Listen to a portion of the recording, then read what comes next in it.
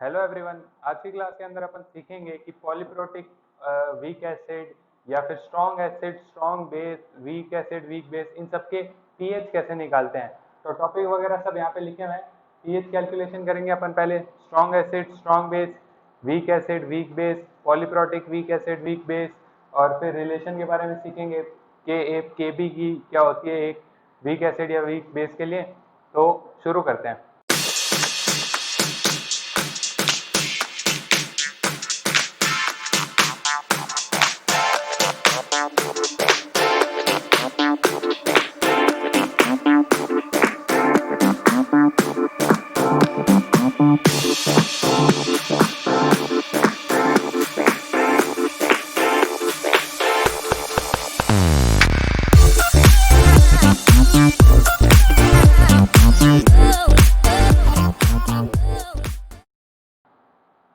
तो देखो, आज की क्लास के टॉपिक वहां पे पता ही चल गया। तो अपन क्या करेंगे, अपन शुरुआत करते हैं।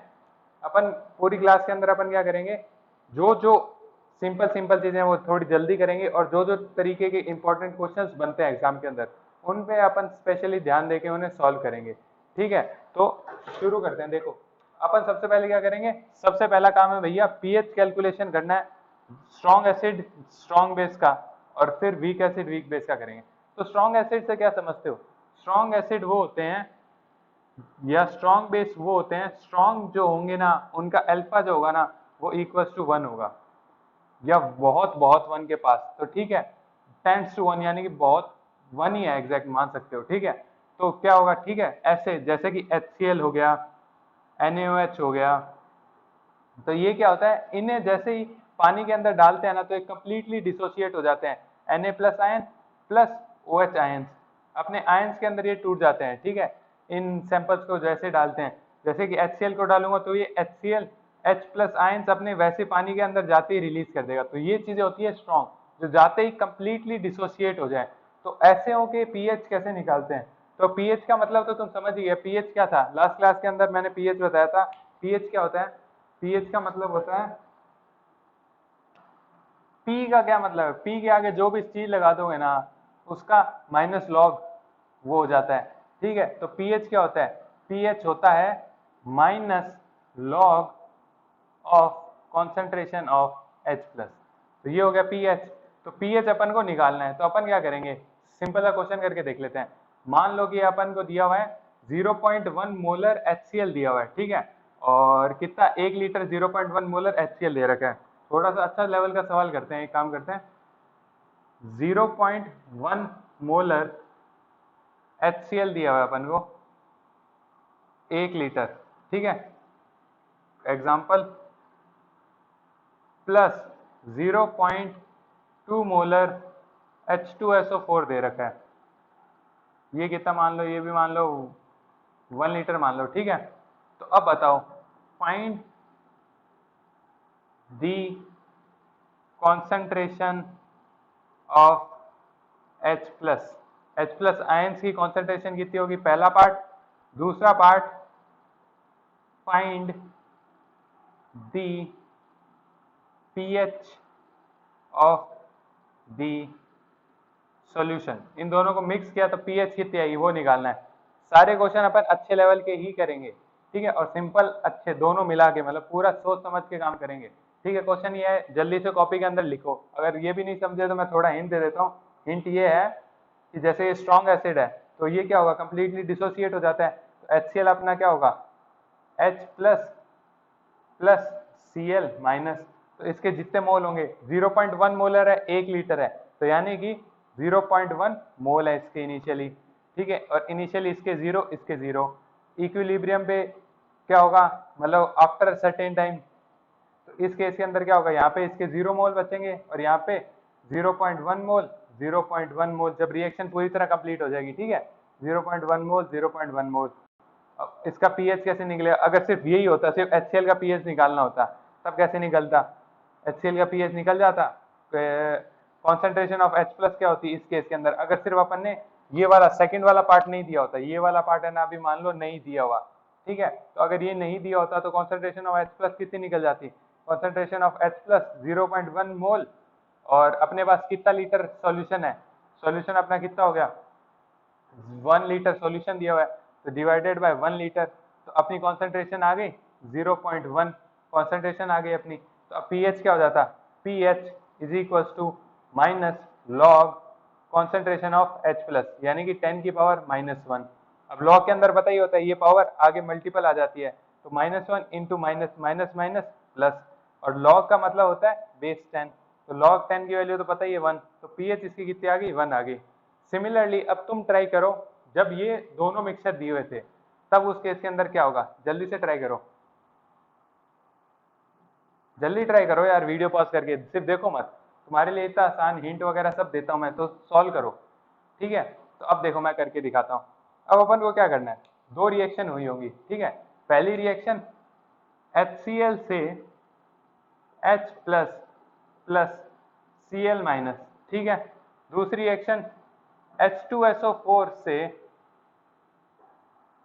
2H plus plus SO4 2 minus. कितनों ने यहाँ गलती की, सिर्फ एक सिंगल H लिया, डाइप्रोटिक है ये एसिड तो 2H देगा, ठीक है, ये चीज समझ गए, तो 2H यहाँ पे आएंगे। और फिर क्या होगा, फिर अपन क्या करेंगे, इसके कितने मोल हैं, 0.1 मोल 1 लीटर के अंदर, तो इसके मोल हो गए 0.1 मोल, ठीक है। ये लिखोगे तो अच्छा रहेगा, कॉन्सेप्ट आगे भी क्लियर रहेंगे। यहाँ पे 0 0 इसका तो ऑलमोस्ट अपन ने निकाल लिया था, एट इक्विलिब्रियम या आफ्टर रिएक्शन इज फिनिश, इसके कितने हो जाएंगे 0.1 मोल, इसके मोल की वैसे जरूरत नहीं है क्योंकि अपन को तो इसकी कॉन्सेंट्रेशन निकालनी है, पर लिख देता हूँ 0.1 मोल, ठीक है। सिमिलरली इस तरफ क्या होगा, इसके कितने हैं 0.2 मोल, मोलर है ये, 0.2 मोलर सॉल्यूशन है इनटू 1 लीटर, तो यानी कि इसके मोलर सॉल्यूशन से क्या समझते हो, अगर कोई सॉल्यूशन दिया हुआ है, अगर कोई भी सैंपल दिया हुआ है, जैसे H2SO4 2 मोलर है, तो इसके 2 मोलर कहने का मतलब होता है कि 1 लीटर के अंदर इसके 0.2 मोल है। इस मोलर शब्द का मतलब होता है इसके 1 लीटर सॉल्यूशन के अंदर इसके 0.2 मोल है। तो इसका अपने को पहले तो इसने बता दिया इतने मोलर है, फिर इसने इसकी वॉल्यूम दे दी, तो 0.2 इंटू 1 लीटर, तो इसके टोटल नंबर ऑफ मोल 0.2 आ गए, ठीक है। तो अपन यहाँ पे क्या लिखा 0.2 मोल्स। अगर यही कह देता कि 0.2 मोलर 2 लीटर सॉल्यूशन है, तो टोटल अपने पास H2SO4 के कितने मोल हो जाते, टोटल मोल हो जाते 0.2 इंटू 2, 0.4 मोल्स हो जाते हैं H2SO4 के, समझ रहे हो ना, ठीक है। तो ये 0.2 mole initially 0 0 at equilibrium after reaction completed, तो ये 0 हो गया, इसके 0.2 की जगह पे 0.4, इसके 1 मोल से इसके 2 मोल बनते हैं, तो इसके 0.2 से इसके 0.4 मोल बन गए, और इसके कितने बनेंगे, इसके 1 से इसका 1 ही बनता है, तो ये कितना हो जाएगा 0.2 मोल, ठीक है। तो अब देखो कॉन्सेंट्रेशन अपना एम है, कॉन्सेंट्रेशन ऑफ H प्लस निकालनी अपना एम है, ठीक है, कॉन्सेंट्रेशन ऑफ H प्लस निकालना अपना एम है। तो अपना कॉन्सेंट्रेशन ऑफ H प्लस क्या होती है, total moles of H plus, moles of H plus total divided by total volume of mixture या solution, total volume of solution, ठीक है। तो देखो मोल्स अपने H प्लस के कितने हैं, यहाँ पे इसका मोल आ गया 0.1 मोल और इसका कितना आ गया 0.4 मोल, तो आंसर कितना आ गया 0.5 मोल्स, ठीक है, ये आ गया टोटल 0.5 मोल। और वॉल्यूम सॉल्यूशन की फाइनल वॉल्यूम कितनी होगी, मैंने 1 लीटर तो 0.1 मोलर HCl लिया था और 1 लीटर मैंने 0.2 मोलर H2SO4 लिया, तो टोटल वॉल्यूम कितनी होगी मेरी 2 लीटर, तो हेंस ये इतना हो गया। अब इसे अपन क्या लिख सकते हैं, इसे अपन लिख सकते हैं 1/4 लिख लो भले ही, ठीक है, 1/2 इंटू 1/2 1/4 हो गया कॉन्सेंट्रेशन ऑफ H प्लस। तो अपना पीएच क्या हो जाएगा, pH is equal to minus log of, log का मतलब होता है बेस 10, तो log concentration of H plus, तो कॉन्सेंट्रेशन ऑफ H 1/4, इसे सॉल्व कर लेना, ये अपना आंसर है basically, pH is equal to this, ठीक है, समझ गया आंसर।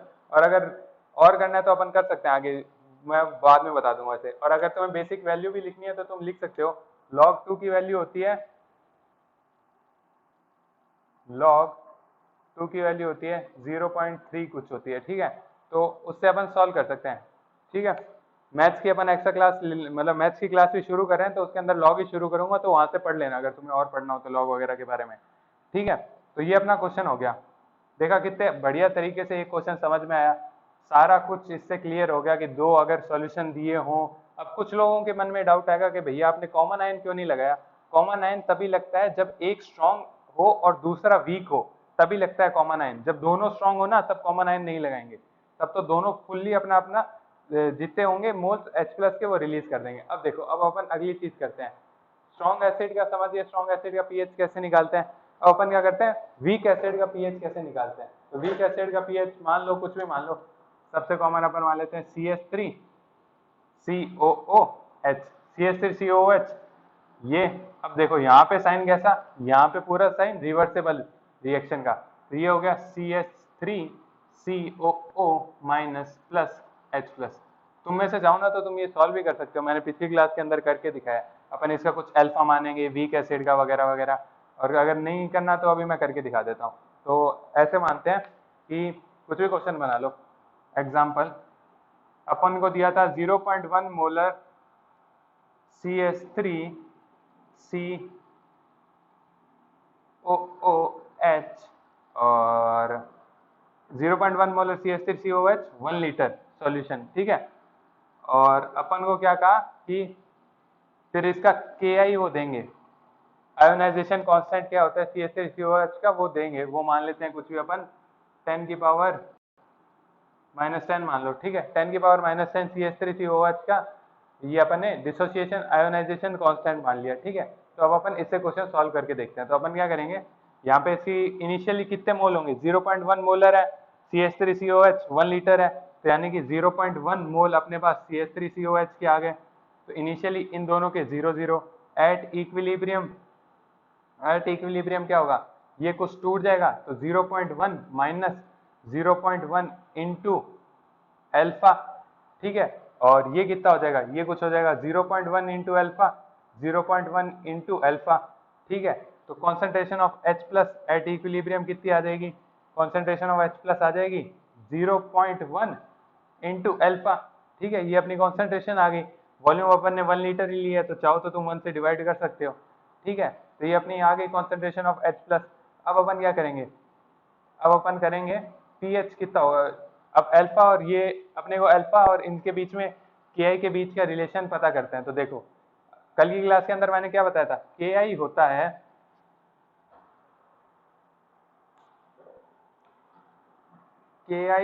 है प्रोडक्ट ऑफ दीज, प्रोडक्ट मतलब product in the sense multiply वाला, प्रोडक्ट्स का जो कॉन्सेंट्रेशन है उससे मल्टीप्लाई कर दो, यानी कि 0.1 अल्फा इंटू 0.1 इंटू अल्फा, इनका मल्टीप्लीकेशन डिवाइडेड बाय इसकी कॉन्सेंट्रेशन, रिएक्टेंट की कॉन्सेंट्रेशन इक्विलिब्रियम पे, तो वो कितनी हो जाएगी 0.1 माइनस 0.1 को मैं कॉमन ले लेता हूँ, तो अगर 0.1 को कॉमन लिया 1 माइनस अल्फा, ठीक है। और 0.1 को मैं इस वाले 0.1 से रिप्लेस कर दिया। अब अपन को क्या करना है, let alpha less than equals to 0.05, ठीक है। अल्फा की value less than equals to 0.05 माननी है, 5% जो अपन ने अप्रोक्सीमेशन माना ना उससे कम। तो उसे मान के अपन ने क्या कहा कि 1 माइनस अल्फा में अल्फा को हटा दो, 1 माइनस 0.05 से क्या ही फर्क पड़ेगा, 1 तो 1 ही है, ठीक है। तो उसे अपन ने 1 मान लिया, ठीक है। और अब देखो, अब अपने पास थोड़ा आंसर इजी हो जाएगा निकालना। तो ये कितना हो गया, ये हो गया अल्फा 0.1 इंटू अल्फा, तो मैं अल्फा को बाहर ले आया, तो ये इधर एक अल्फा था, तो ये बन गया अल्फा स्क्वायर डिवाइडेड बाय 0.1, और 1 को नीचे लिखो ना लिखो एक ही बात है, इसका under root is equals to alpha. और के आई की वैल्यू कितनी है, 10 की पावर -10, और ये कितना है, तो अपना अल्फा की वैल्यू आ गई 10 की पावर -9 का रूट, तो ये आ गई अल्फा इज इक्वल्स टू 10 की पावर -3, 10 की पावर -3 यानी कि 0.001, 0.001 0.005 से तो छोटा ही है, तो हैंस अपना अल्फा सही है, तो यही अल्फा की वैल्यू होगी, ठीक है। 10 की पावर -3, तो अल्फा की वैल्यू यही होगी। अपन को क्या चाहिए, अपन को कॉन्सेंट्रेशन ऑफ H+ चाहिए, तो ये आ जाएगा इज इक्वल टू 10 की पावर -4। समझ में आया।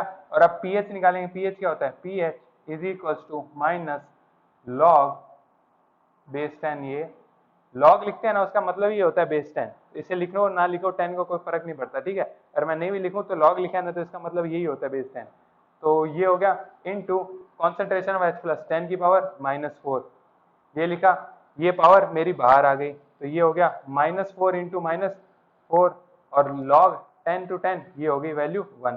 तो मेरा pH कितना आ गया, pH आ गया मेरा भैया 4। तो ऐसे करते हैं, अगर तुम्हें कोई वीक एसिड या वीक बेस दिया हो ना, तो उस केस के अंदर pH कैसे निकालते हैं, ऐसे pH निकालते हैं। एक और एग्जांपल करके देखते हैं। तो एग्जांपल देखो, अब की बार अपन क्या करते हैं,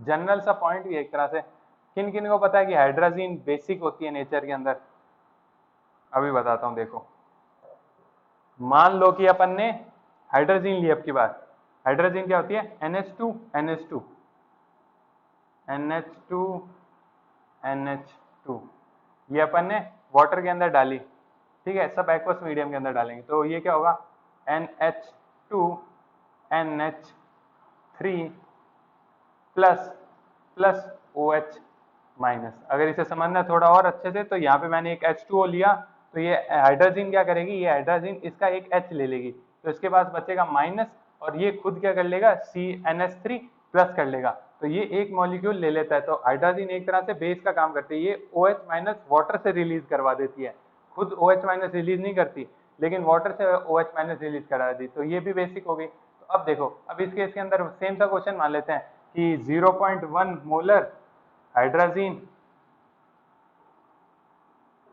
0.1 molar hydrogen, example 0.1 molar hydrogen दी हुई थी अपन को, और 1 लीटर दिया हुआ है, और इसका and KI is equal to 10 की पावर -10, यही मान लो सेम सर 10 की पावर -10।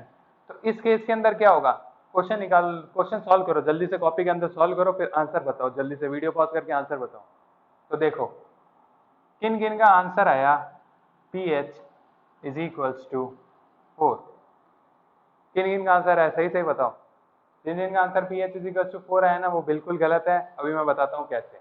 देखो, अपना पिछले केस के अंदर क्या था, पिछले केस के अंदर H प्लस रिलीज हो रहे थे, तो कॉन्सेंट्रेशन ऑफ H प्लस निकल रही थी अपन को। तो इस केस के अंदर अपना क्या होगा, अगर अपन ने सेम से डाटा से करें, तो अपना देखो शुरू से करके दिखा देता हूँ। 0.1 मोल इसके अपने पास, ठीक है, तो इनिशियली इन दोनों के 0, एट इक्विलिब्रियम क्या होगा, एट इक्विलिब्रियम इसके को 0.1 माइनस 0.1 इंटू एल्फा, और इसके कितने हो जाएंगे, 0.1 इंटू एल्फा, 0.1 इंटू एल्फा, ठीक है। कॉन्सेंट्रेशन ऑफ OH माइनस, इस केस के अंदर कॉन्सेंट्रेशन ऑफ OH माइनस आएगी, वो है 0.01 इंटू एल्फा, ठीक है। और ये देखो कॉन्सेंट्रेशन ऑफ OH माइनस ये आ गई, और अल्फा वगैरह तुम जब सॉल्व करोगे ना, तो कॉन्सेंट्रेशन ऑफ OH माइनस पिछली बार की तरह 10 की पावर -4 आ जाएगी, ठीक है। सेम करके देख लेना, आंसर वही आएगा 10 की पावर 4। तो अब क्या होगा, अब देखो POH आएगा अपना, POH क्या होगा,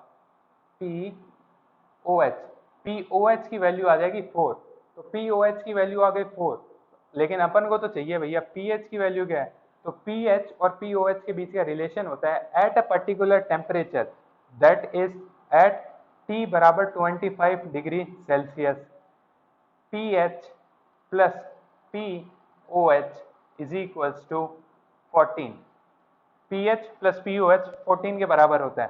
तो अब अपना POH तो अपने पास पता है, ये है 4 इज इक्वल्स टू 14, और यहाँ पे है pH, तो pH अपना कितना आ गया, pH अपना आ गया 10। देखा, हाइड्रोजन क्या है, बेसिक की तरह काम कर रही है, तो बेसिक की तरह काम कर रही है, तो pH स्केल के अंदर इसकी वैल्यू 7 के उस तरफ ही आनी थी, तो 7 के उसी तरफ है, वैल्यू कितनी है, वैल्यू है इसकी POH 10, तो ये यहाँ पे कहीं पे है, ठीक है। तो समझ में आया, हाइड्रोजन जब बेसिक लग रही है तो पता ही है इसका pH कुछ 7 से तो ज्यादा ही आएगा, तो इसका pH आया 10। तो ऐसे क्वेश्चन सॉल्व करते हैं, क्वेश्चन वाला तुम्हें ऐसे ट्रिक दे देगा, अगर उसे ट्रिक करना ही होगा कि वो कोई बेसिक सा दे देगा, और जो लोग गलती में POH की जगह pH निकाल देंगे या उल्टा कर देंगे, तो उनका आंसर गलत हो जाएगा। तो मेन रिलेशन अपन को क्या सीखना था, अपन को रिलेशन सीखना था कि pH plus POH is equal to 14 at 25 degree celsius. अलग अलग डिग्री सेल्सियस पे ये अलग अलग हो जाता है, ठीक है। जैसे कि अगर T इज इक्वल टू मैं कुछ और लूंगा तो कुछ और हो जाएगा POH pH, ठीक है। तो आगे करते हैं, अब अपन क्या करना है, अपन ने स्ट्रॉन्ग एसिड स्ट्रॉन्ग बेस कर लिया। अब एक काम करते हैं, मिक्सचर करके देख लेते हैं, ठीक है। स्ट्रॉन्ग एसिड और वीक, स्ट्रॉन्ग एसिड और स्ट्रॉन्ग बेस का मिक्सचर निकाल के देख लेते हैं, उससे क्वेश्चन करके देख लेते हैं कैसे क्वेश्चन बनते हैं। स्टेप समझे थे ना इस केस के अंदर? अच्छा एक स्टेप था कि POH निकालना था और फिर यूज करना था PH plus POH is equal to 14। तो अब देखो अपन एक स्ट्रॉन्ग एसिड और स्ट्रॉन्ग बेस का निकाल लेते हैं। Strong acid plus strong base, इसका कोई एग्जांपल लें तो अपन एग्जांपल ले सकते हैं 0.2 molar H2SO4, 1 liter of 0.2 molar H2SO4 is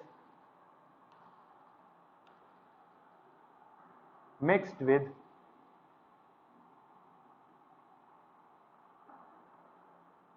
क्या लें अपन, 2 liter of 0.2 molar NaOH, ठीक है, 2 liter of 0.2 molar NaOH। तो find the pH of the solution, solution की पीएच कितनी होगी। तो देखो अब अपन क्या करेंगे, H2SO4 का पहले लिख लो, H2SO4 ये गया H plus 2H plus plus SO4 2 minus, ठीक है। और दूसरी तरफ अपन एक निकाल लेंगे NaOH की, NaOH गया Na plus plus OH minus, ठीक है। अब देखो अब क्या होगा, इसकी कितने मोल्स हैं, इसके मोल है 0.2 मोलर 1 लीटर, तो यानी कि इसके 0.2 मोल है, ठीक है। और ये कितने होंगे, इसके इनिशियली इनके दोनों के 0, फिर ये जब 0 हुआ तो इसके कितने मोल बन जाएंगे, 0.4 मोल बन जाएंगे, ठीक है। और ये इसके अपन को फर्क नहीं पड़ता, ठीक है। और इसके कितने मोल होंगे, 0.2 लीटर 0.2 मोलर, तो ये कितना हो जाएगा 0.4 मोल इसके बनेंगे इनिशियली, इन दोनों के इनिशियली 0 0, फिर इसके जब 0 तो इसके कुछ भी मान लेना 0 नहीं होंगे और सेम ही होंगे, 0.4 मोलर इसके 4 मोल बन जाएंगे और 0.4 मोल इसके बन जाएंगे OH के। तो अब देखो ये OH माइनस रिलीज कर रहा है 0.4 मोल और इसने 0.4 मोल H प्लस रिलीज किया, तो same amount of acid base आया, ठीक है। H प्लस और OH माइनस की सेम अमाउंट उन्होंने रिलीज करी, तो अब क्या होगा, H plus plus OH minus, H plus plus OH minus, ये दोनों मिक्स करके वाटर बना लेंगे और दोनों न्यूट्रल कर लेंगे, तो जो नेट पीएच होगी सॉल्यूशन की वो न्यूट्रल हो जाएगी। H प्लस के भी सेम कॉन्सेंट्रेशन, OH माइनस की भी सेम कॉन्सेंट्रेशन, तो नेट पीएच जो आ जाएगी वो पीएच हो जाएगी 7। तो अब इसी चीज को अगर अपन को थोड़ा सा डाटा चेंज कर देना तो नया क्वेश्चन करके देख लेते हैं कि ये मान लो 0.1 मोलर है, ठीक है, 0.1 मोलर NaOH है और इसे तुम सॉल्व कर लेना, ठीक है। सिंपल सा क्वेश्चन है, बहुत ही ज्यादा सिंपल है, ठीक है। तो इस केस के अंदर क्या होगा, ये क्वेश्चन का आंसर तो आ गया। अब नया क्वेश्चन ये है कि 0.1 मोलर NaOH है, तो इसकी पीएच कितनी होगी सॉल्यूशन की, तो देख लेना कुछ ऐसा होगा, ये कितने moles of H plus release करेगा, 0.4 मोल्स ऑफ H प्लस अपने आ गए, ठीक है। और ये कितने मोल रिलीज करेगा, ये मोल रिलीज करेगा 0.2 मोल्स,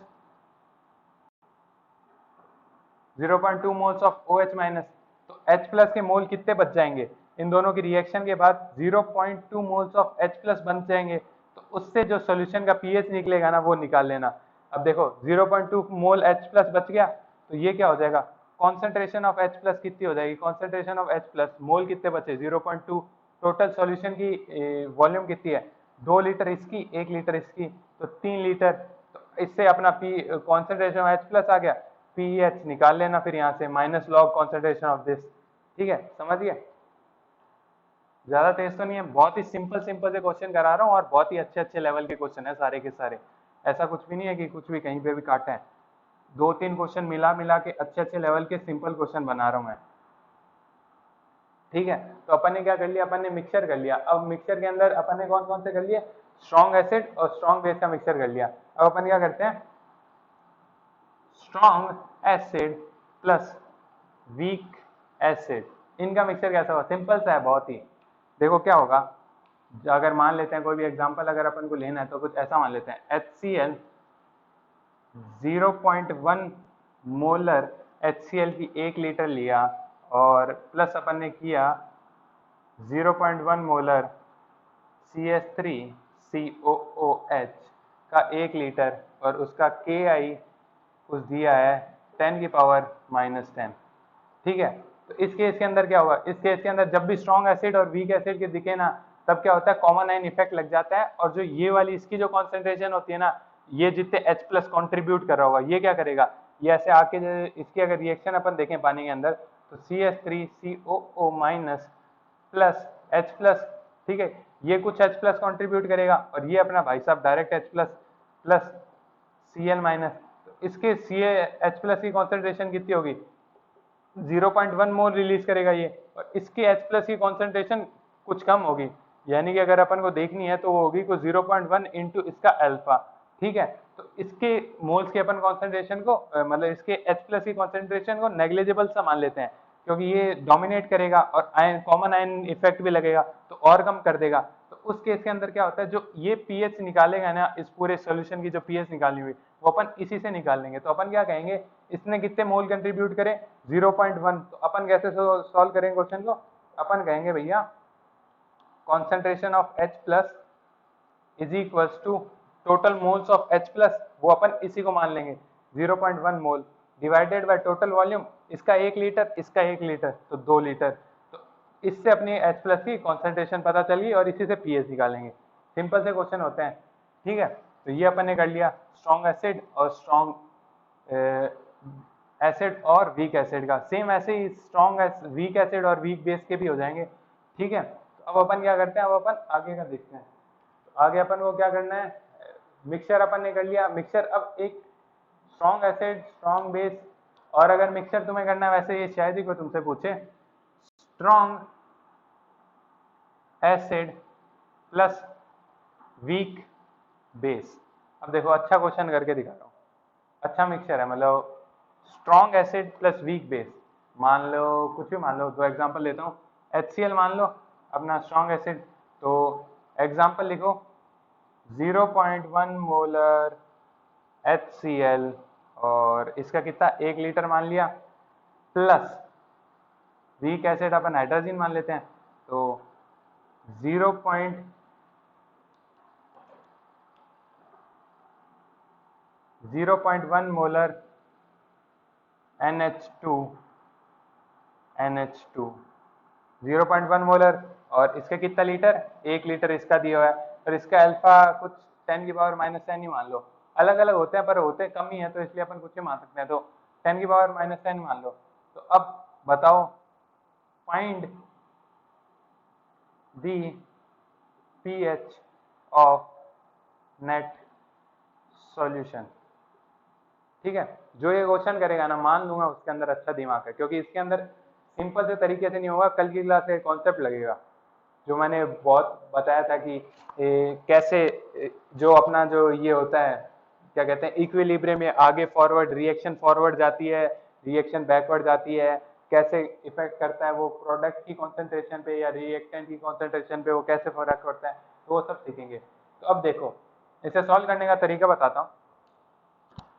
जो मतलब कुछ ज्यादातर लोग होंगे ना तुम्हें से, वो एक गलती जरूर करेंगे, वो गलती मैं बताता हूँ अभी। देखो वो पहले क्या करेंगे, कॉन्सेंट्रेशन ऑफ H प्लस निकाल लेंगे,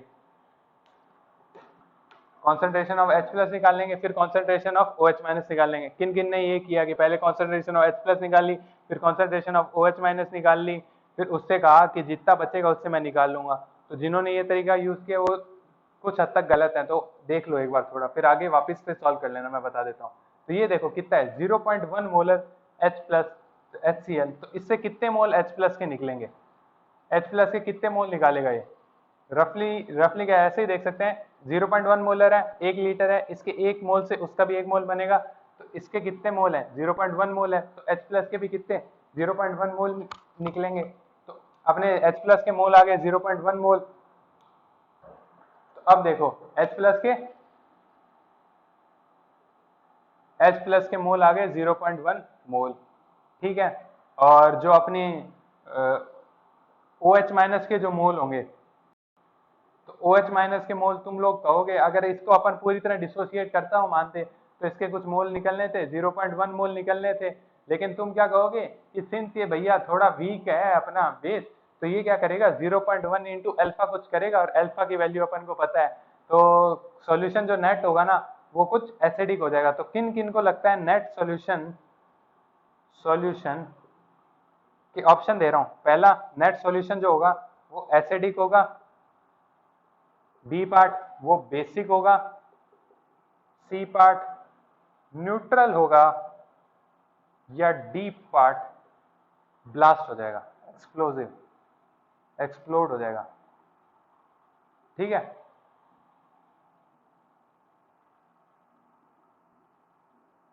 तो देखो ऑप्शन काटने का तरीका, एक्सप्लोड तो नहीं होगा, ये तो मैंने ऐसे ही दे दिया था। ठीक है, तो अपने पास बचे 3 ऑप्शन।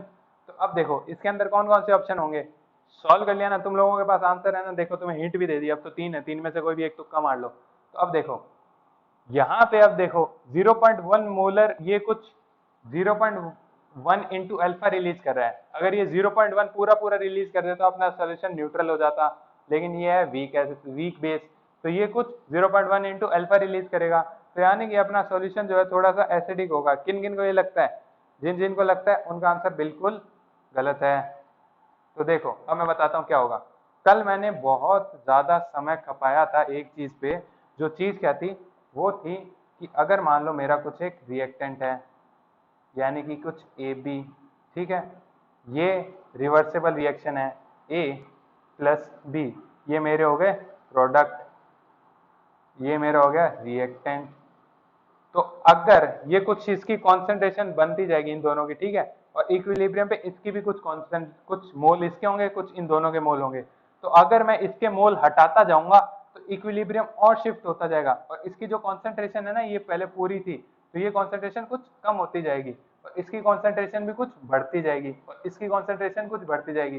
फिर मैं ये थोड़ी सी बनी, मैंने इससे और हटा दिया, तो ये इक्विलिब्रियम और आगे शिफ्ट होगा, तो इसकी कॉन्सेंट्रेशन कुछ और कम हो गई, और इसकी कॉन्सेंट्रेशन कुछ बढ़ गई, और यहाँ पे फिर से थोड़ा सा बी बन गया, फिर मैंने बी फिर से हटा दिया, तो फिर और कम और कम और कम, तो फाइनली क्या होगा, इसका जितना भी होगा ना ये सारा का सारा इसके अंदर कन्वर्ट हो जाएगा, और बी तो मैं हटाता गया।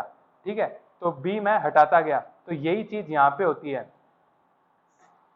Despite of this being a weak base, मतलब ये वीक बेस है, उसके बावजूद जैसे जैसे अपना जो होगा रिएक्शन देखो कुछ ऐसी होगी, अपना क्या होगा, सबसे पहले Na2 Na2 ये दोनों ये रिएक्ट करके, मान लो HCl के साथ ही मैं रिएक्ट करवा देता हूँ साथ के साथ, तो ये क्या होगा, दोनों है तो सॉल्यूशन के अंदर ही, दोनों एक साथ रिएक्ट करवा दिया, तो ये ऐसे ये रिएक्शन क्या होगी, Na2 3 plus plus Cl minus. और अगर अलग अलग करनी है तो अलग अलग कर लो, ऐसे ये अगर, चलो अलग अलग बता देता हूँ, कुछ लोगों को समझ नहीं आएगा। तो इसे डिसोशिएट करवाया मैंने Na2NH3 प्लस प्लस कुछ भी लिख दो OH माइनस, ठीक है, और ये जो मेरी रिएक्शन थी HCl, ये लगभग पूरा ही होगा, तो बैकवर्ड एरो बहुत ही छोटा सा, Cl minus plus H plus, तो जैसे जैसे ये H प्लस बनता जाएगा, ये इस OH माइनस का कुछ छोटी सी अमाउंट बनी, तो ये H प्लस बहुत सारा है, तो इस H प्लस ने कहा कि भैया तू मेरे साथ आजा, अपन दोनों मिलके वाटर बना लेंगे, H2O बना लेंगे। तो ये दोनों वाटर बनाने में लगे हुए, इसने थोड़ा सा अमाउंट पहले रिलीज किया, इसने अपना थोड़ा सा अमाउंट वेस्ट किया और वाटर बना लिया, तो ये पूरा था, ठीक है, तो इसने अपना छोटा सा अमाउंट रिलीज किया और ये इन्होंने वाटर बना लिया। फिर ये कहेगा कि भैया इधर तो खत्म हो गया OH माइनस, तो ये कुछ और कम होगा, फिर ये कुछ और थोड़ा बनेगा, फिर ये इसमें से वापस थोड़ा सा ले लेगा OH माइनस, तो ये फिर से खत्म, फिर ये कुछ और, तो ऐसे करके ये कंप्लीटली डिसोसिएट हो जाएगा। वीक एसिड जो है ना, इसके KI पे कोई फर्क नहीं पड़ता, कितना भी KI VI कुछ भी हो, 10 की पावर -10 भी है तो उससे भी कोई फर्क नहीं पड़ता। तो क्यों, क्योंकि ये जो पूरा है ये डिसोशिएट करवा देगा, जो H प्लस दूसरा बचा है ना सॉल्यूशन के अंदर, वो इस OH माइनस को खत्म करता जाएगा। तो सिंस H प्लस की कॉन्सेंट्रेशन फाइनली कितनी हो सकती थी, इसकी इनिशियल कॉन्सेंट्रेशन मतलब कितनी आ सकती थी, वो हो गई 0.1 मोल, इसकी 0.1 मोल, और इसकी मैक्सिमम पॉसिबल कॉन्सेंट्रेशन कितनी हो सकती है 0.1 मोलर है, 1 लीटर है, तो इसकी भी 0.1 मोल आ सकती है मैक्सिमम कॉन्सेंट्रेशन। तो ये 0.1 खुद खत्म हो जाएगा और 0.1 इसका खत्म कर देगा। तो नेट सॉल्यूशन के अंदर ना ही कोई OH ना ही कोई जो भी है OH और H प्लस दोनों की में से कोई भी एक्स्ट्रा नहीं है, तो नेट सॉल्यूशन अपना न्यूट्रल हो जाएगा। समझ में आई ये बात? तो ये मत कहना कि अगर कोई वीक बेस डाल रखा है तो भैया नेट जो सॉल्यूशन होगा वो एसिडिक ही होगा। समझ गया ना कैसे काम होता है? तो ठीक है, क्वेश्चन के लेवल तुम देख रहे हो ना, अच्छे लेवल के क्वेश्चन ही कराता हूँ मैं। ठीक है, कम से कम टाइम में ज़्यादा से ज़्यादा प्रोडक्टिविटी, वही का अपना मोटो है, ज़्यादा से ज़्यादा अच्छे लेवल के क्वेश्चन करने हैं कम से कम टाइम के अंदर। ठीक है, तो अपन ने ये कर लिया, मिक्सचर वगैरह कर लिया, और मिक्सचर के अंदर बेसिकली यही बनते हैं। और एक अगर मिक्सचर बनाना होगा ना तो उसे वो ऐसा बना देगा, दोनों ही वीक ले लेगा, weak acid plus weak base का मिक्सचर ले लेगा। तो उस केस के अंदर क्या होगा, उसका अगर तुम्हें डायरेक्ट आंसर याद करना है तो आंसर याद करवा देता हूँ। वीक एसिड वीक बेस दोनों पूरा रिएक्ट करेंगे। अच्छा चलो, ये वही सी केस हो गया। अब मान लो इसके कुछ 0.1 मोलर अल्फा वगैरह, अभी जो मैंने केस बताया ना कि जब तक खत्म नहीं होगा तब तक नहीं होगा, तो अब मान लो एक एग्जांपल से कर देते हैं, आज छोड़ेंगे अपन। तो 0.1 मोलर हाइड्रोजन NH2 ठीक है, और 1 लीटर, और इसका कितना, इसे कुछ ये इसका मान लो 10 की पावर -9 मान लो यार, और 8 कर दो, और इसका 0.1 मोलर CH3COOH 1 लीटर, इसका KI कुछ 10 की पावर -10 मान लो। तो देखो क्या होगा, ये पहले तो जितने भी इनके मोल्स है ना पहले वो खत्म हो जाएंगे। इसे 0.1 मोलर की जगह पे 0.2 मोलर कर देते हैं 1 लीटर। ठीक है, तो जो जब तक ये दोनों के इसके 0. अब देखो ज्यादा मोल किसके हैं, ये H प्लस के मैक्सिमम मोल कितने रिलीज कर सकता है, 0.2 मोल रिलीज कर सकता है। ठीक है, और ये इससे जो ये वाली चीज है एनहाइड्राजीन, ये OH माइनस के कितने मैक्सिमम मोल रिलीज कर सकता है, ये मैक्सिमम रिलीज कर सकता है 1 मोलर है 1 लीटर है, तो 0.1 मोल रिलीज कर सकता है मैक्सिमम। तो जब तक इन दोनों का एक एक 0.11 मोल खत्म नहीं होगा ना तब तक तो ये स्ट्रॉन्ग एसिड है। उसके बाद क्या होगा, उसके बाद सोल्यूशन में से ये हाइड्रोजन गायब हो जाएगा। ठीक है, और बचेगा क्या, बचेगा अपना सिर्फ ये जो है CH3COOH, और इसकी मोलैरिटी अब कम हो जाएगी, 0.1 हो जाएगी, क्योंकि एक मोल तो इसका उसके साथ खत्म हो गया, और अपनी इसकी मोलैरिटी बची सिर्फ ये एक मोल ही रिलीज करे, एक इसकी मोलैरिटी मान ली। ठीक है, और क्या होगा, नेट सॉल्यूशन की वॉल्यूम, उसे डायरेक्ट हटाना मत, उसकी वॉल्यूम नोट कर लेना। तो वॉल्यूम नेट कितनी हो जाएगी, नेट वॉल्यूम सॉल्यूशन की 2 लीटर। उसके बाद क्वेश्चन सॉल्व करना। ठीक है, तो अब क्या होगा, अब देखो CH3COH का है बेसिक सा यार, तुम्हें KI दे रखा है, कॉन्सेंट्रेशन दे रखी है, आंसर निकालो, इसे सॉल्व नहीं करूंगा। ठीक है, सॉल्व कर लेना। यही ट्रिक थी इससे कि जब तक दोनों के एक कोई भी लिमिटिंग जो रिएजेंट खत्म नहीं हो जाता ना तब तक दोनों स्ट्रॉन्ग की तरह बिहेव करेंगे और उसे खत्म कर देंगे। और फिर खत्म होने के बाद जब जितना भी दूसरा बचेगा वो एक वीक एसिड या वीक बेस की तरह काम करेगा, उसका KI वही दिया होगा, उसे यूज करके और नेट पीएच निकाल लेना। ठीक है, तो वो हो गया। अब अपन क्या करते हैं, weak acid plus weak acid 2 1+2 इसका निकाल के देखते हैं। दोनों वीक एसिड है तो दो वीक एसिड को मिलाया, उससे नेट पीएच क्या होगी वो निकालना है। तो ये तुम्हारे लिए एक तरह से होमवर्क रहेगा, नोट्स के अंदर तुम्हें मिल जाएगा, और इसका एक रिजल्ट भी होता है वो भी तुम्हें नोट्स के अंदर मिल जाएगा। ठीक है, कैसे निकालते हैं, मेन इसके अंदर कुछ भी नहीं है, दोनों का निकालना होगा, और सब रटने वाला पार्ट है वो नीचे मिल जाएगा, तुम्हें कोई दिक्कत नहीं है। तो नोट्स के अंदर पढ़ लेना, और अगर इसका रिजल्ट चाहिए तो मैं रिजल्ट देख के बता देता हूँ। इनका रिजल्ट होता है कुछ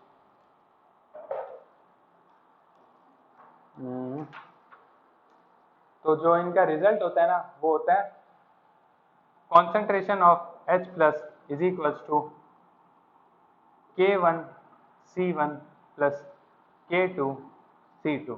अब K1 K2 क्या है, पहला मान लिया कुछ एसिड, वीक एसिड 1 था, वीक एसिड 1 था, तो इसका कुछ KI रहा होगा, उसे मैं कह दिया K1, और इसकी कुछ वीक एसिड की कुछ कॉन्सेंट्रेशन रही होगी तो इसे मैंने कह दिया C1। वैसे कुछ वीक एसिड 2 रहा होगा, वीक एसिड 2 की कुछ कॉन्सेंट्रेशन और हो रही होगी, उसे मैंने K2 और C2 कह दिया, तो वो ऐसे हो जाता है, इससे कॉन्सेंट्रेशन ऑफ H प्लस आ जाती है। ठीक है, और इसे और लोग क्या कहते हैं, इनको एक और टर्म यूज करते हैं कि रिलेटिव स्ट्रेंथ कितनी है, इन दोनों एसिड की रिलेटिव स्ट्रेंथ क्या है। तो रिलेटिव स्ट्रेंथ क्या होता है, रिलेटिव से मतलब कुछ ना कुछ रेशियो का जैसा पार्ट रहा होगा। तो रिलेटिव स्ट्रेंथ होती है relative strength is equal to पहले की वजह से जितने H प्लस उसने रिलीज किए, कॉन्सेंट्रेशन ऑफ H+1 कितने रिलीज हुए divided by concentration of H+2 दूसरे ने कितने रिलीज किए। इसे अपन कह सकते हैं C1 alpha 1 divided by C2 alpha 2। ठीक है, समझ में आती है इतनी बात।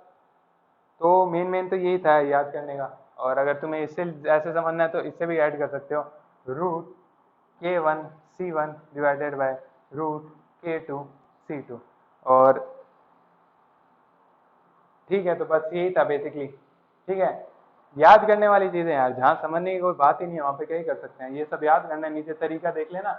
मेन रिजल्ट जो तुम्हें निकालना होगा ना, कॉन्सेंट्रेशन ऑफ अगर दो वीक एसिड दिए हो तो उनकी वजह से H+ की कॉन्सेंट्रेशन ये होती है, और अगर दोनों के दोनों वीक बेस दिए हो तो कॉन्सेंट्रेशन ऑफ OH- ये होती है, root K1 C1 plus K2 C2।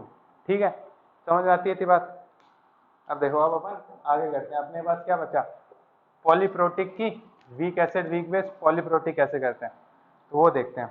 तो देखो, अब अपन अगला पार्ट करते हैं, polyprotic week acid weak base का कैसे निकालते हैं अपन। तो polyprotic week acid weak base होते क्या है, तो देखो तुम कुछ ऐसे समझो। अपना क्या था, डाइप्रोटिक और प्रोटिक क्या होते हैं, वो जितने H+ कॉन्सेंट्रेशन रिलीज करते हैं। तो पॉलीप्रोटिक मतलब एक से ज्यादा H+ जो रिलीज कर रहा होगा एक सब्सटेंस। जैसे कि अपन ने माना C2CO3, तो ये क्या कर सकता है, ये पहले अपना H+ plus CO3 minus HCO3 minus ऐसे फॉर्म के अंदर जाएगा, इसका कुछ Ka1 होगा। और फिर दूसरी बार क्या होगा, ये वाली चीज से एक H+ और निकल जाएगा, ये CH3COOH माइनस Ka2, ये क्या बन जाएगा H+ प्लस CO3 2 माइनस। तो देखो इसे ऐसे समझते हैं अपन, और ये कुछ इसका K2 है। और जो K1 होता है ना, वो यूजुअली बड़ा होता है K2 से, और समटाइम्स K1 बहुत बहुत बड़ा हो जाता है K2 से, पर अपन मैक्सिममली क्या मानेंगे, जो K1 होता है ना वो हमेशा बड़ा होता है। इसे अपन ऐसे समझते हैं कि मान लो कल को मेरे पास बहुत पैसा आ गया, बहुत पैसा इन द सेंस 1000 रुपये आ गए। तो तुम आए, तुमने मेरे से कहा कि भैया 200 रुपये दे दो यार। तो मैंने कहा कि चलो दे देता हूँ, देख लेंगे अगर आ गए तो दे भी दूंगा। तो 1000 रुपये है, 1000 में से 200 कितना है, 1000 का 200 है कितना, 20%। तो मैंने कहा यार चलो मेरे 20% ही जा रहा है, मैं तुम्हें दे देता हूँ। मैंने तुम में से एक को दे दिए, फिर मेरे पास बचे 800। फिर मैंने तुम में से कोई और आया कि भैया 200 रुपये मुझे दे दो ना, तो उसे 200 दिए थे तो मुझे भी दे दो इन द सेंस। तो मैंने अगर तुम्हें 200 दिए तो 80 का 20% कितना हो जाएगा, 800 का 20% कितना हो जाएगा, 1/4, यानी कि अप्रॉक्स 25%। तो मैंने कहा कि चलो तुम्हें भी दे दिए, तो फिर 25% ही तो मेरी करंट इनकम का 25% ही तो लॉस हो रहा है। तो मैंने कहा चलो तुम्हें भी दे दिए, फिर मेरे पास बचे 60। फिर कहे इसमें से भी 20% दे दो, कोई इसमें से भी कोई 200 दे दो। तो देखो, दे तो मैं हर बार एक ही चीज दे रहा हूँ, एक ही चीज दे रहा हूँ, यहाँ पे भी 200, यहाँ पे भी 200, यहाँ पे भी 200। सिमिलरली दे तो मैं यहाँ पे भी एक H+ दे रहा हूँ, H+ दे रहा हूँ, और आगे भी मैं H+ एक ही देता जाऊंगा। लेकिन वही कंट्रीब्यूशन पहले केस के अंदर मेरे पास सिर्फ 20% था, और बाद में वो मेरे लिए 30% बन गया। 30 क्या, 33% भी कह सकते हो, 33% बढ़ गया। तो पहले केस के अंदर मेरे पास जब 20% देना था तो वो मेरे लिए थोड़ा आसान था, लेकिन लास्ट वाले केस के अंदर मेरा 33% हो गया, ऐसे में देना मुश्किल हो गया। जैसे मैं एक दे देता हूँ तो मेरी दोबारा पैसे देने की टेंडेंसी बहुत कम हो जाती है, क्योंकि अगली बार मेरे को पैसे और कम, मेरे परसेंटेज तो और ज्यादा बढ़ रही है लॉस की। तो सिमिलरली यहाँ पे होता है, जो ये कंपाउंड होता है ना, ये भी चालाक होते हैं। पहले तो अपना H+ देना आसान, तो ये इनका K1 तो बड़ा होता है। फिर जैसे जैसे एक दे दिया उसके बाद कहेंगे यार हम तो पहले से वीक एसिड हैं तो हम तो नहीं देंगे। तो जो जैसे कि कोई रईस आदमी होंगे जैसे कि H2SO4, उनके केस के अंदर क्या होता है, वो ठहरे अंबानी, उनको कोई फर्क नहीं पड़ता 200 वो क्या ये लो ये लो। तो पहले K1 और K2 में उनके वहां पे ना के बराबर डिफरेंस होता है, दोनों ही कहता है कि दोनों ले लो, ये ठहरे भैया अंबानी, इनको कोई फर्क नहीं पड़ता। जबकि मैं ठहरा एक आदमी सिंपल सा, मेरे लिए 1000 में से 200 जा रहे हैं तो मेरे को बहुत फर्क पड़ रहा है। पहले मेरे पास इनकम कम, पहले से मैं एक वीक एसिड या वीक बेस ऊपर से मैंने देता गया, तो मेरे लिए तो बहुत नुकसान है। तो मेरे लिए ये वीक एसिड या वीक बेस पे अप्लाई होता है, तो कि उनका K1 K2 से ज्यादा होता है, और जैसे जैसे नीचे जाते जाओगे ना, अगर कोई ट्राइप्रोटिक वगैरह है तो उसका तो और कम और कम, और नीचे वाले को अपन एक तरह से नेग्लिजिबल ही मान सकते हैं। तीसरे के बाद से जो कंट्रीब्यूशन होगा वो तो भैया भैया मैं तो कंगाल हो गया, 33% मैं तो नहीं दे रहा। तो ऐसे केसेस के अंदर अपन क्या करते हैं, अगर कोई पॉलीप्रोटिक का निकालना होता है तो अपन मैक्सिममली 1 का निकाल लेते हैं या 2 का निकाल लेते हैं, 3 की तरफ अपन ट्राई नहीं करते। उसके जो H+ जो देता है ना, उसे ना के बराबर मान लेते हैं, ये तो क्या ही देगा। इन दो से जितने मिले उन्हीं का अपन कॉन्सेंट्रेशन और pH वगैरह निकाल देते हैं। तो इसका एक क्वेश्चन करके देख लेते हैं। क्वेश्चन लिखो,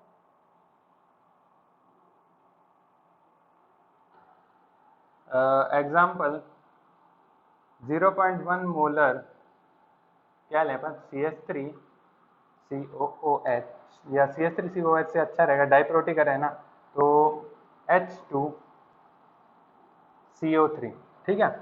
1 मोलर H2CO3, 1 लीटर सॉल्यूशन दिया था अपन को, और इसके K1 क्या है, इसका K1 है, K1 इसका देगा कुछ कुछ ही मान लेते हैं, 4 इंटू 10 टू दावर -7, और K2 मान लो 7 इंटू 10 टू दावर -11। तो देख रहे हो डिफरेंस, 10 टू दावर 7 है पहले, और बाद में 10 टू दावर 11 हो गया। गरीब आदमी था, गरीब से पहले थोड़ा पैसा ले लिया, जैसे तैसे उसने थोड़ा दे दिया H+, फिर उसने कहा दूसरा H+ मांगने होंगे, मैं नहीं दे रहा, तो उसका कॉन्सेंट्रेशन और ये कम हो गया, K2 और कम हो गया, आयनाइजेशन कांस्टेंट। तो इससे क्वेश्चन निकालना है, find the pH of the solution, ठीक है। सिंपल सा है, नोट्स के अंदर मिल जाएगा, करना है तो मैं करवा भी सकता हूँ, कोई दिक्कत नहीं है। सिमिलर सा तरीका होगा यार, देखो चलो करवा ही देता हूँ, फिर तुम कहोगे सब नोट्स में कह देते हैं, खुद तो कुछ करवाते नहीं है। तो देखो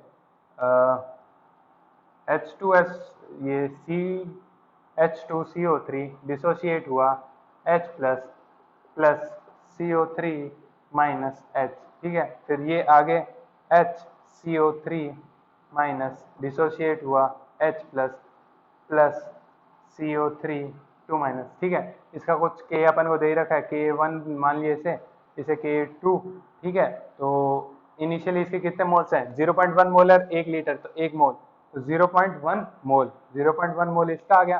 फिर इसके कुछ कितने आएंगे, इनिशियली 0 फिर इसके कुछ इक्विलिब्रियम पे 0.1 minus 0.1 into alpha, 0.1 into alpha, 0.1 into alpha.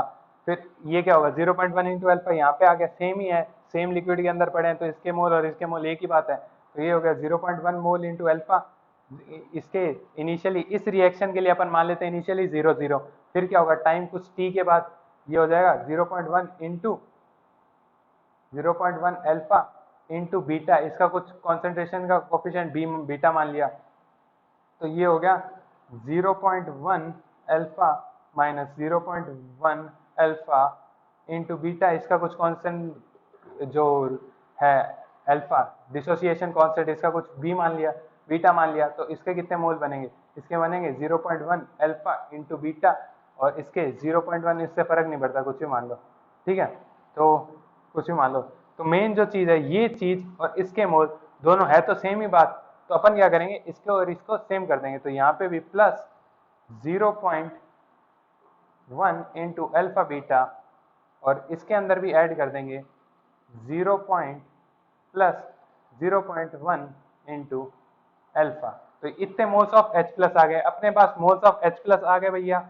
Moles of H+ कितने हैं, 0.1 इंटू अल्फा इंटू ये, ठीक है। तो अब अपन क्या करेंगे, इससे कॉन्सेंट्रेशन ऑफ H+ निकाल लेना, कॉन्सेंट्रेशन ऑफ H+ निकाल के pH कर देना। मेन चीज यही थी कि यहाँ पे ये चीज ऐसे रखनी होती है, प्लस दोनों के सेम करने होते हैं, ये चीज समझने वाली थी, बाकी कॉपी के अंदर देख लेना, हो जाएगा, ठीक है। तो अब अपन आज का लास्ट टॉपिक कर लेते हैं, relation between KW and KAN KB of conjugate pairs.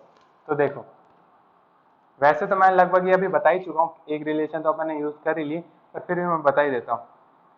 देखो कॉन्जुगेट एसिड बेस पेयर मैंने कल ही बताया था ना, अपना ACB बनना चाहिए, ACB प्रद्युमन, तो ACP था वो, अपने को ACB बनाना है।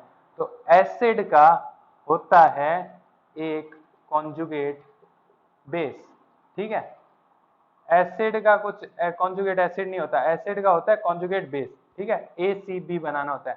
तो सिमिलरली अगर अपन को करना है BCA, एक बेस का होता है कॉन्जुगेट एसिड। तो अगर एक बेस है कुछ भी मान लो NaOH, इसने अपना अगर OH पार्ट दे दिया तो ये बचेगा Na+, तो ये हो गया इसका कॉन्जुगेट एसिड। सिमिलरली अगर कोई HCl है, जैसे HCl है, तो इसका कॉन्जुगेट एसिड क्या बन जाएगा, इसका कॉन्जुगेट बेस वो हो जाएगा Cl-, इसने अपना H+ दे दिया, जितना पार्ट मेरे पास बचा। अगर यहाँ पे H2SO4 होता तो ये क्या हो जाता, ये हो जाता H और SO4-, इसने अपना एक H+ दे दिया, ये जो पार्ट बचा ये मेरा हो गया कॉन्जुगेट बेस। तो इसका कॉन्जुगेट बेस ये, ठीक है, और इसका कॉन्जुगेट एसिड ये। सिमिलरली ये चीज है। तो अब देखो अपन यही मान लेते हैं, ठीक है, NaOH, NaOH तो नहीं मान सकते, conjugate acid base weak acid के लिए मानेंगे अपन ये, ठीक है, या फिर किसी के लिए भी मान सकते हैं, किसी के लिए के भी अगर अपन मानेंगे तो K1 Kb तो अपन को मिलेगा नहीं, तो वीक एसिड के लिए मानेंगे, ठीक है। तो वीक एसिड जैसे कि CH3COOH, तो ये क्या होगा, ये डिसोशिएट होके CH3COO- प्लस H+, तो इसका कुछ K1 हो गया। K1 यानी कि कॉन्जुगेट, पहले क्या, ये एसिड का इसके अंदर डिसोशिएट होना, तो ये हो गया इसका K1 इंटीग्रेट आयोनाइजेशन कांस्टेंट, तो K1 हो गया ये, ठीक है, ये कुछ K1 हो गया। और दूसरा क्या होगा, इसका जो कॉन्जुगेट बेस बना, एसिड का कॉन्जुगेट बेस बना CH3COO-, ये जब इसे मैं H+ दे दूं तब ये फिर से यहाँ पे आ जाएगा ना, प्लस H+ CH3COO+, तो इसका कुछ बन गया Kb। तो जो रिलेशन होता है K1 और Kb के बीच में वो होता है Ka + Kb = PKW, pKa + pKb = pKw, ये रिलेशन होती है pKa + pKb = pKw। और ये एसिड बेस कुछ भी ले लेना, स्ट्रॉन्ग एसिड स्ट्रॉन्ग बेस की लेना हो तो वो ले लेना, वीक एसिड वीक बेस कुछ भी लेना हो ना, सबके लिए एप्लीकेबल है। और कोई भी strong acid strong base, strong acid या वीक एसिड मान लेते हैं अभी के लिए, तो इनसे जो इनका कॉन्जुगेट बेस बनेगा, तो जो कॉन्जुगेट बेस बनेगा उसके बीच की ये रिलेशन है। तो पहले इससे इसके अंदर कन्वर्ट होने की कुछ K1 हो गया, और फिर कॉन्जुगेट बेस से उसके स्ट्रॉन्ग एसिड या वीक एसिड के अंदर कन्वर्ट होने वाला वो कुछ Kb हो गया, ठीक है। और रिलेशन क्या होता है, रिलेशन होता है pKa + pKb = pKw, और इसकी वैल्यू एट 25 डिग्री सेल्सियस ये होती है, कितनी होती है, pKw की वैल्यू, pKw की वैल्यू होती है 14, ठीक है। ये आज की क्लास खत्म करते हैं, बस आज की क्लास के अंदर इतना ही, लगभग समझ गए, ठीक है भाई।